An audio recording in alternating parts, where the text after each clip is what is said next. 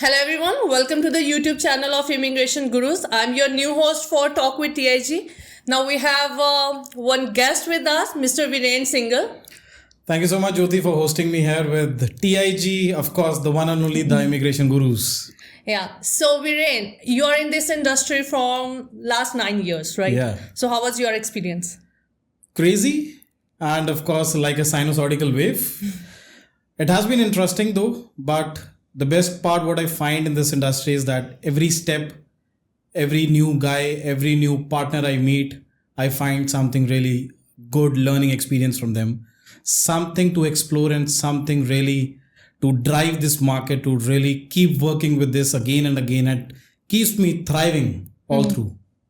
So how was your experience new with the IBU University? I guess you are representing this university from past few months. So how was your journey? Yeah, I started with this from end of November. International Business University has been really, really great in terms not of only promoting, in terms of seeing the new genre of MBA coming in, new MBA programs coming in with one of the top cities of entire of Canada, which is Toronto.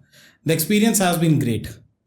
So if I'm asking you, that apart from the other institute, then what makes IBU different? A lot of things. The top leadership, it starts from there.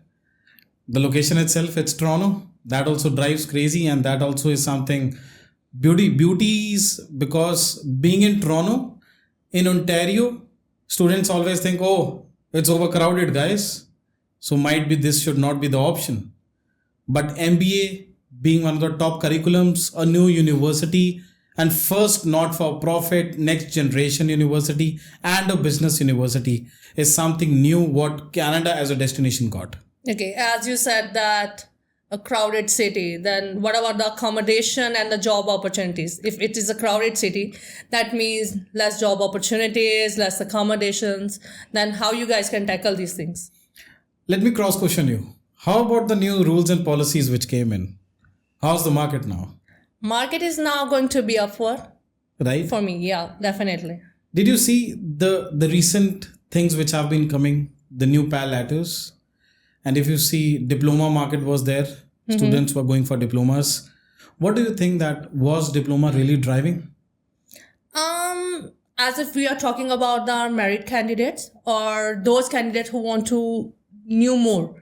Like if I talk about the entrepreneurship course, which is one of my favorite course in IBU, that is a quite unique course, which helped me to engage to the students that, you are from the business background, from the last that years, then go with that course. That is a very wonderful.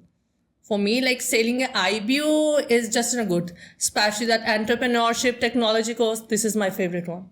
No doubt. So that's what. The cutting edge part of IBU is this. Yeah. If you being into this field, into immigration study abroad business from a lot of years, you did New Zealand before, and then you came all the way to Canal, and then you started this division of TIG, and then you explored Canada, you saw a lot of students going for diploma market, and then suddenly a new university bangs on, and then it's like, guys, we have MBA. Nothing else but an MBA. But what in MBA? Not a normal MBA program, not at all. If you see the curriculum, we are teaching macroeconomics. And of course, if you like innovation and entrepreneurship, it is a mixture of students. India has been always working in startups. Why is it actually India famous for? I'm talking precise for a country. India is famous for something generating new always, something creating of its own. India drives every time something of its own. Innovation is the success. Innovation is the key. There's a program in Canada which says innovation, technology, and entrepreneurship. It's called MBA in Thai. But sorry to interrupt. Like most of the time that student asks me that we are from the technical background, we are from the computers background. Then how MBA will help us? Why not? Look, that we know that how they can help them, but I just want to know your answer. See, a lot of universities and colleges have a restriction saying that, okay, we won't take 3 years of bachelor's. And they also have a restriction saying that, okay, we have a mandate saying it is 4 years of bachelor's what we need for doing a computational science or masters of computer engineering as a course. I'm like, why? Why should a student be judged from a previous degree? For example, a student is from MBA, right? Who has already done in India. Why can't he really do an MBA again in Canada?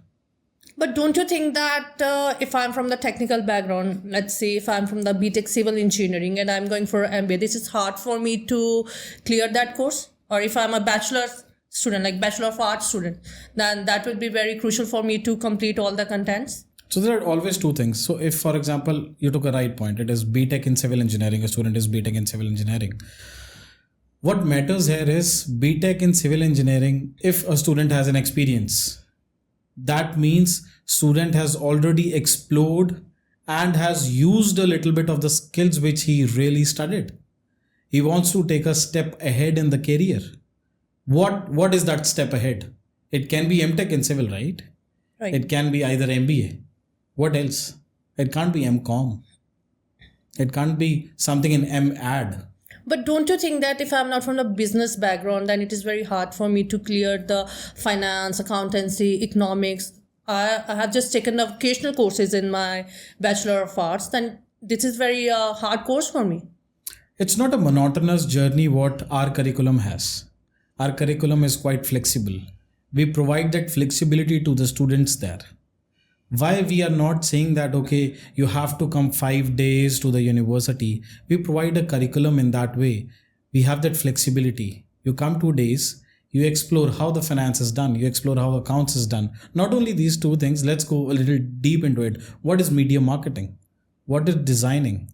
What is strategy? What is macroeconomics? These are the things which, of course, BTech Civil Engineer might not know. That's why he came to Canada. He wanted to really step ahead. He wanted to learn. He wanted to explore what MBA is all about. If it was a monotonous thing he must have done in the country he was there. He was always better doing something in Sri Lanka, Bangladesh, Nepal or India.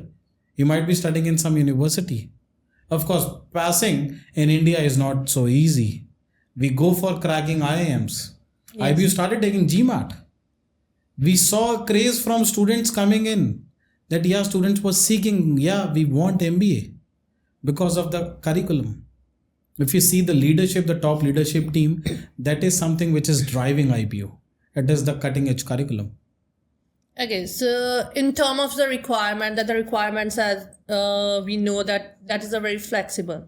But for some cases, we saw that some students need to go for foundation courses. Then how they can crack that courses? So we don't have any foundation courses. The beauty around IBU lies around there. So there's no foundation courses what IBU gives.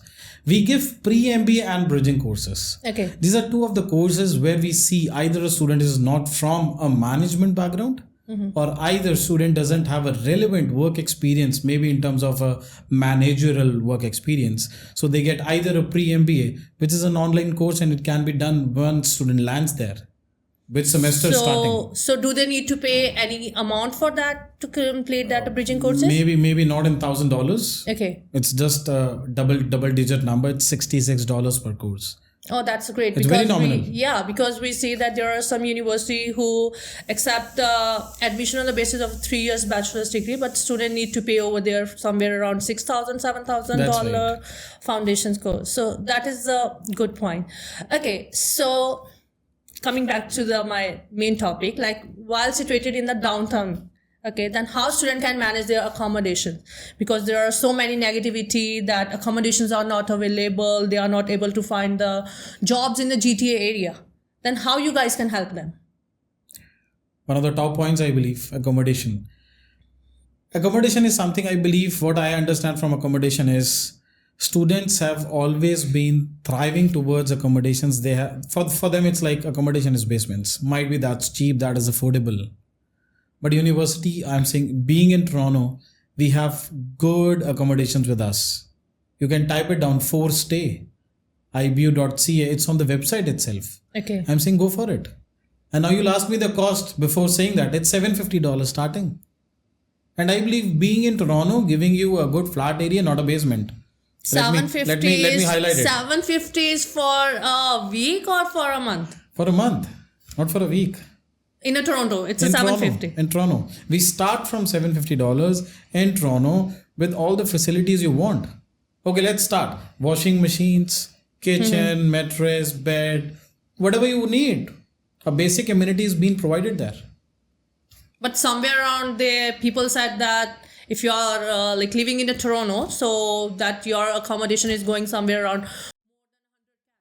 Now you are saying that it's a 750. Are you kidding me? Yeah, so everyone knows that accommodation in Toronto has crossed $2,200. I never say that it has not. Of course, it is expensive. It is in downtown. It is one of the top fintech hubs there. All the companies are there, but university has its own accommodation. We are facilitating our students. We are really caring for them.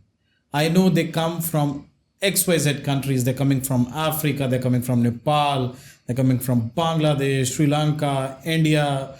Of course, majority, of course, Indians are there, and they always look even for a good food. And now when it comes to the food, you can cook there. There's a good kitchen area as well. So what about the career opportunities? So are you guys provide them for career counselings or any internship opportunities or any career fairs? So IBU hosts these type of activities or not? We skill them in a way that whenever they are pass out, they have to not to struggle. There's a big difference between struggling and hustling. They have to not to go door by door bang saying that, okay, hi sir, that's my CV. Can I get a job? We prepare them in a way that they have the useful skills which actually that particular company or that particular job position was really looking after in a person. Challenge comes where students do a degree or a diploma which will really land up something nothing. Because what matters is experience. What matters beyond that is skill. I'm saying, guys, don't focus on part-time jobs, but no one will hear. No one will hear. They'll think that, oh, this is something not a piece of cake for us. I'm saying, please go for 2 years of degree, please study. Just give 2 years to yourself. You are going to a country not to work. You went to add a skill. But there is so many questions are surrounding the peoples that when they are asking about the IBU, that this university just start taking the enrollment for the international students just 1 or 2 years before that. So how we can trust to the IBU university? I'm saying go check the DLI. You can check the government websites. You can of course talk to the partners. There's the top leadership team which is involved. If I start naming, I believe the podcast will get over. The couple of names, they are industry leaders, not from today, 16 years, more than 16 years of experience carrying. They have started this university. What carries a university is not the curriculum. What carries the university is the top leadership. How a university is taken ahead is how we built in the systems. This university, you're very right, it came in May 2020. Yeah. And the biggest ever intake was 2023, the first intake for IBU, right? This year, since we are shooting the podcast, September intake has been the biggest intake. Yes. And we are growing day by day. Students, partners who are recruiting with us, you yourself, we take the feedback, we take the suggestions, how we grow together. We never believe saying that, okay, we want to grow alone. We say, okay, let's grow together. Because we are not into study abroad. What exactly is it? Do you know what exactly your counselors do? They're driving a student's dream. Definitely. It was students' dream to go there. It was students' dream to study. It was students' dream to land in Canada, to earn a skill, to get a job.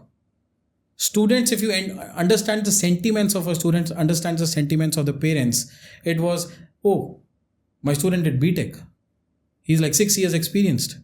Still, he's earning 10,000 rupees. 10,000 rupees means what? When the few months back, when the things are coming on the YouTube channel, social media, there are so many rumors or negativities are surrounding by the people's less job opportunities, less accommodations. People are sleeping on the road. There are not a good life to spend over there. So what are your opinion on terms of that? If I talk in terms of education, if I talk in terms of lifestyle, if I talk in terms of diversification, okay, let's even talk upon the food. Let's even talk upon the transport. Just imagine a class or just imagine a country which is not only having Canadians. A classroom which has a Filipino. A classroom, right side you see, oh, Chinese. Hey, You have a front end person who's from Africa. If you see back, you have a student from UK. And if you see, there's a diversification even maintained in a class. How it feels when you study with like-minded students from different countries. Just imagine a student coming from Gujarat, a student coming from Punjab, a student coming from Sri Lanka, a student coming from Africa, and a student coming from Nepal. And then a student who's even from China. Korean and Japanese students sitting in one class and understanding a subject. What exactly is strategic execution? Don't you think that they will go to level up to understand that particular topic? There's no racism there. And when we talk environment, we talk sustainability. Just imagine a country which is supporting students, which is providing students jobs, which is generating PR. It's one of the most PR friendly countries. Let's name any XYZ country which provides a better PR to a student. Let me know.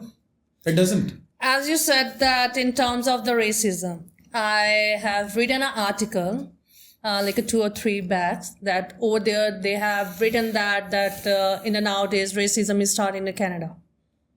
Maybe one article. I would say go talk to your students in your entire journey you have always counseled. But some of students, they said that there are some particular areas where they are not feeling safe.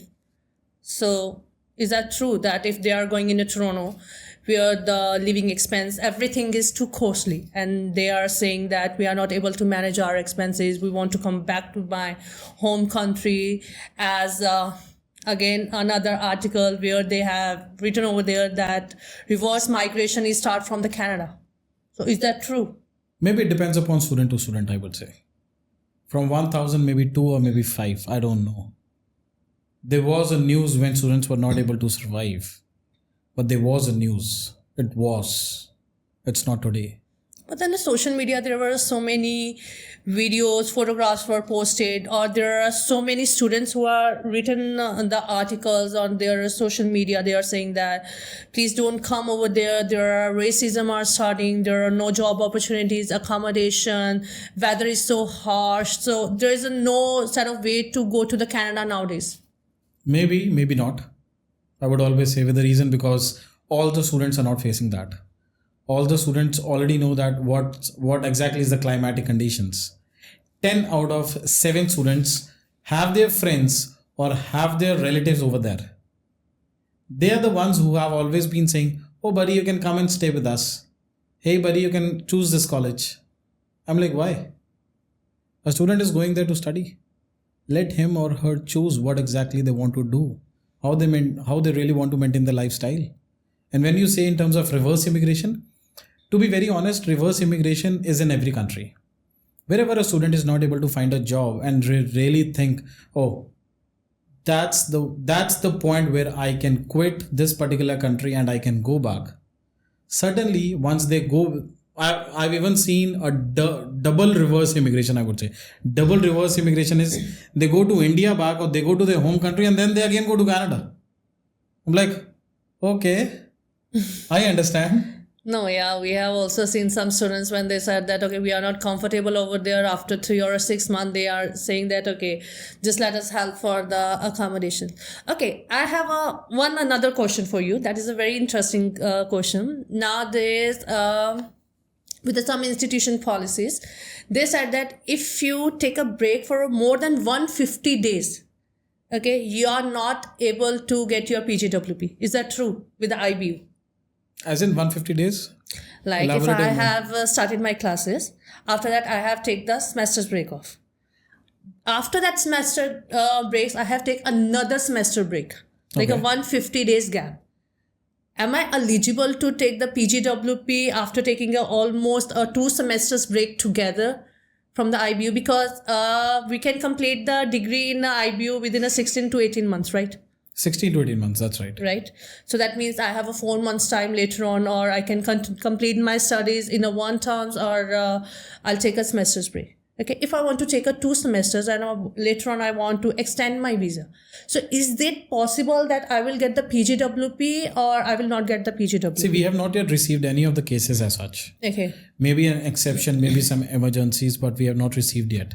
But now this depends upon the embassy itself, how they treat this particular case. And if that particular partner is able to justify in terms of the docs that what exactly is required. It can be anything. Why basically, so we need to define embassy that what was the challenge for increasing that particular study visa and opting for a work permit post that. Students in generally, they don't basically take break when they are on studies. Post that, we have seen a trend, they take a little bit of break to go to their home country and come back. Now it depends upon how basically they put up the profiles or how they evaluate in terms of what documents they are putting in. Okay, there are a few of my students. They said that, okay, I will complete my study in Toronto, in IBU University or any other institution. I will complete my study, but later on I have to move to another location for my PR because am I not eligible due to the age or due to any other circumstances? Am I not eligible to apply for my PNP express entry while situated in a GTA area, mostly because nowadays GTA area is not that much in a demand by the students because of their mentality, their mind setups, living expense and everything. So do you think that if I'm studying in IBU University, am I eligible to apply for my PR in the GTA areas? I would always say yes, you are. It's 2 years of study and then you get 3 years of work permit. Then of course 2 plus 3 comes 5, you can file your PR. Now that depends upon the cumulative ranking system, the CRS ranking system. If you complete the pointers, you have the experience in the country. Now where the challenge comes is when they take an irrelevant of work experience. Okay. That is also a challenge which comes up.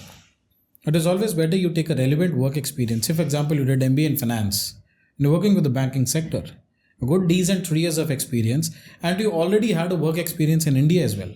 Or maybe any of the native country where the student is flying from. You are again eligible for a PR. Okay, I have another question for you.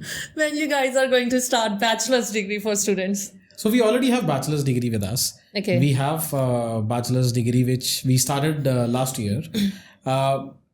We are already packed with September intake. We are also packed with Jan 25 intake. We are already open for May 25. For international students, we just have less pals. But we are having bachelors with us. Okay. We have BCom options with us. So most of the students nowadays are going for IBU because of the master's degree. Is that just because IRCC changed their requirements for the students?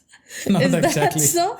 So I believe it was cherry on top of cake, and maybe of course it was a blessings as well for the students, because many of the students who went to a lot of more colleges and universities, they have been facing a backlash saying there was no work permits being given. Of course, they were looking for something which of course benefited the university again in terms of the policies and laws, where they can always go for MBA, having of course the spouse and then the 3 years of bachelor's and then the top leadership team, having top curriculums, what we are providing in entire of this study abroad, you can say Canada. Okay, so I just want to talk to you about my favorite course, as I told you that it's entrepreneurship. So are you guys providing them to meet and greet with the real industry persons? For that course? Yeah, we do. For example, there are a lot of sessions which are happening. A lot of guest lectures have been happening. I would always say to all the students, please go ahead, follow Instagram, Facebook and media channels of IBU. You will get real-time update there. We have been hosting monthly sessions and weekly sessions, speaker sessions with them. A lot of students, a lot of candidates, or you can say a lot of CTO, CEO levels or the founder level people, they are invited as a guest into the university. So that is what drives the students. So that means if I'm going for entrepreneurship course, I will talk with the industry expert persons, or I will grab their experience, what they are loopholes. Okay, I will learn from these type of things from there, and okay, so that's all with the IBU session. Thank you so much for joining us, Viren.